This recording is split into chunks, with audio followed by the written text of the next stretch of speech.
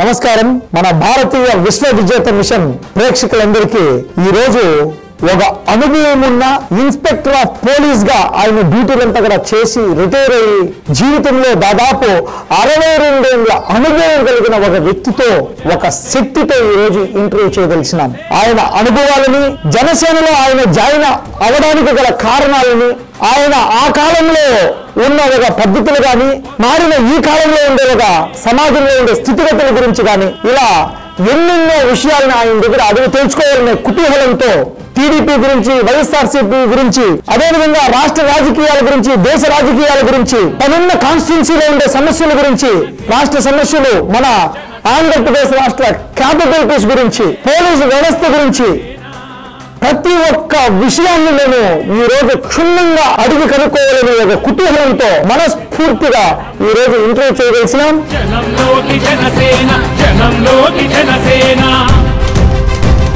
జనం కొరకు జనం చేత జనమే నిర్మించిన సేన.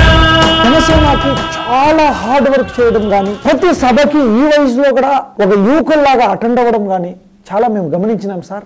ఏమి ఈ రాజకీయంగా మీరు ఏమి కోరుకుంటా ఉన్నారు? ఏ మార్పు కోరుకుని ఈ రాజకీయాలు ఈ వయసులో కూడా చేయాలని అనుకుంటా ఉన్నారు? 62 ఏళ్ళ వయసు ఉంది, హాయిగా రెస్ట్ తీసుకోవాల్సిన ఒక వయసులో ఈ రోజు యువకుడి తర యుద్ధం చేసే ఒక స్థాయిలో ఉండాలంటే ఎందుకు మీకు ఈ విధంగా యుద్ధం చేస్తూ జనసైనికులతో పాటు ప్రతి సభలో పాల్గొంటూ ఉన్నారు?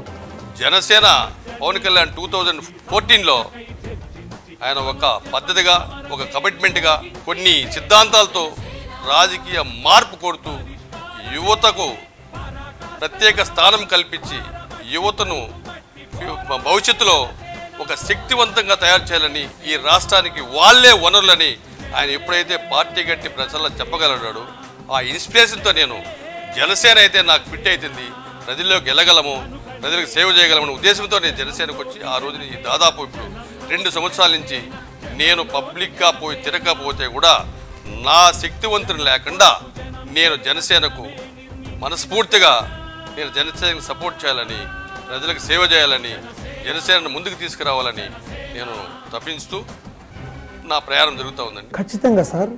కానీ మీరు టీడీపీ ప్రియులు విన్నాము ఒకప్పట్లో, కానీ ఈరోజు జనసేనలోకి వచ్చి జనసేనలో ఎందుకు ఇంత స్ట్రాంగ్గా టీడీపీలో జాయిన్ అయ్యొచ్చు కదా? ఖచ్చితంగా టీడీపీలో మీరు ప్రస్థానాన్ని తీసుకొని వెళ్ళొచ్చు కదా సార్. నేను 1983లో నేను కుప్పంలో కొద్ది రోజులు కానిస్టేబుల్ పనిచేశాను. అప్పుడు ఎలక్షన్స్ వచ్చాయండి. అప్పుడు ఎన్టీ రామారావు ఫీల్డ్లోకి వచ్చాడు. ఆ రోజుల్లో కూడా నేను ఎన్టీ రామారావు అంటే అభిమానం లేకపోతే కూడా ఆ రోజున్న రాజకీయ పరిస్థితుల్లో టీడీపీని అభిమానించాను. ఆ రోజుల్లో నాతో పాటు ఒక అతను ఇన్స్పెక్టర్ గారు ఉంటే, నా పై అధికారి, ఆయనతో టీడీపీకి 250 సీట్లు వస్తాయని నేను పందెంగాల్సి నేను గెలిచిన వ్యక్తినండి. ఆ రోజు నాకు ఆయన ఒక కుప్పంలో ఒక శాండల్వుడ్ బాటిల్ నాకు ప్రజెంటేషన్ ఇచ్చాడు. నేను శాలరీ బెట్టు కడితే నాకు నువ్వు గెలిచావా అని చెప్పి నాకు శాండల్వుడ్ బాటిల్ ఒకటి ప్రజెంటేషన్ ఇచ్చాడు. నాకు టీడీపీ అంటే అభిమానమే.